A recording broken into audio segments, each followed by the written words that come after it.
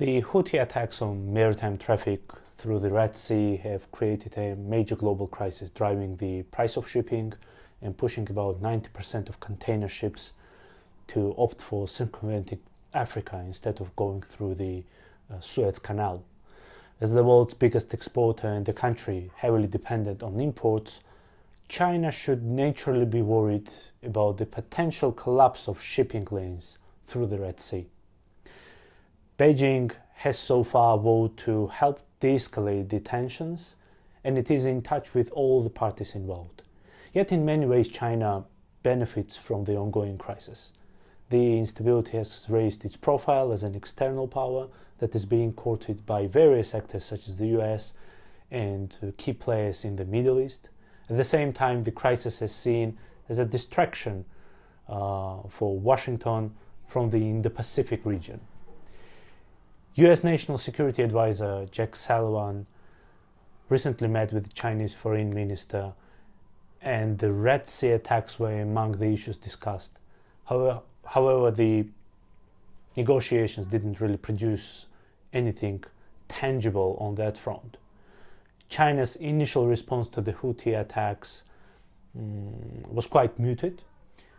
China did not really condemn the Houthis and also didn't join the US-led coalition, Operation Prosperity Guardian, that has sought to defend shipping in the Red Sea.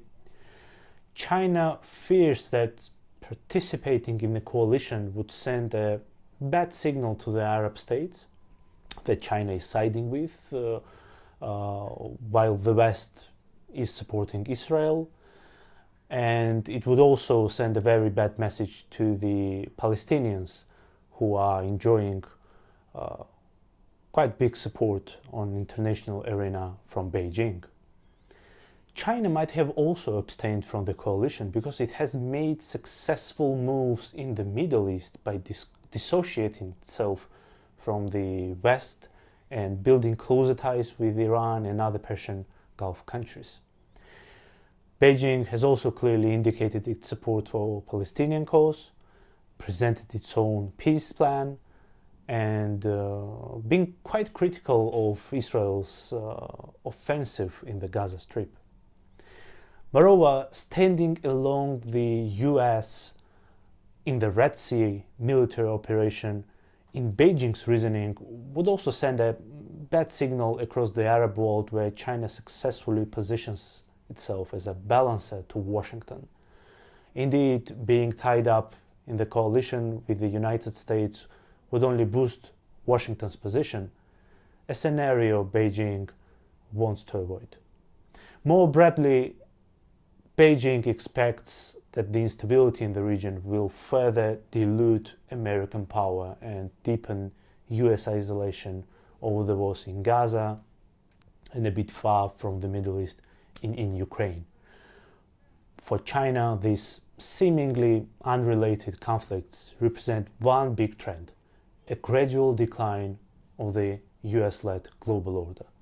For Beijing, the conflicts and tensions in the Middle East also serve as a geopolitical distraction for Washington, which China can exploit in the South China Sea. Indeed, this distraction poses a significant challenge to the US efforts to contain China, to master its resources and alliances essentially in the Middle East. The United States indeed has a history of redirecting its substantial military resources to immediate but less critical issues rather than addressing long-term systematic challenges. Thus, the war on terrorism in the early 21st century was a period when both China and Russia actually used to strengthen their positions in their respective neighborhoods. Beijing views the ongoing conflicts in the Middle East as yet another example of this pattern, proof of the weakness of the US-led global order and the sign of the imminent emergence of more just multipolar world system. Beyond this grand geopolitical thinking, there are more mundane reasons too. as to why China has abstained from active military measures to safeguard shipping in the Red Sea. Despite having a military base in Djibouti, which is on the Red Sea, China might also actually lack the necessary military capabilities to participate in such a complex naval military operation. Another reason could be that China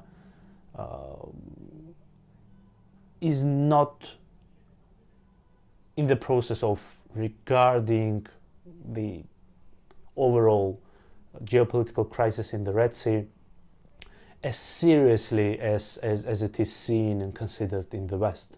After all, rising shipping costs have reached only a fraction of what they constituted in the pandemic period, and China is not very much impacted by those shifting prices per each container shipped from Asia to Europe or vice versa. It is also unclear how much China actually can influence Iran, its partner in the Middle East. The two have been pushing for closer economic and political ties, and the expectation was that Beijing would be able to put pressure on the Islamic Republic when necessary. But past few weeks have shown limits of such a thinking. Indeed, when it was reported in late January that Beijing reached out to Iran and asked Tehran to rein in the Houthis actually announced that they didn't really receive any such request from the Islamic Republic. Ultimately, China's approach to the crisis in the Red Sea should be seen in the light of what Beijing has been doing in relation to the war in Gaza for the past several months. China has maintained a cautious stance towards the conflict and focused more on discrediting the US position by emphasizing neutrality and serving as a moral compass for the Arab countries and the global South in general. But overall, the impact of the crisis on the US global influence remains unclear. The US reputation depends heavily on its ability to bring an end to the war in Gaza, to facilitate discussions between Israel and key Arab states, and ensure security of shipping routes through the Red Sea. Indeed, if we also see the eventual rapprochement between Saudi Arabia and Israel, that will further benefit the United States. But so far, we see little of that, and it is highly likely that China will step up its diplomatic engagement with Iran and the Arab states just to try to end the unfolding of the continuing chaos in the Red Sea. But it should be also noted that China will only act if it perceives its economic interests seriously threatened and sees a path for a quick diplomatic success. Beijing's behavior is influenced by a combination of geopolitical, economic, and purely military calculations. In the end, what matters to the West might not be so important to China.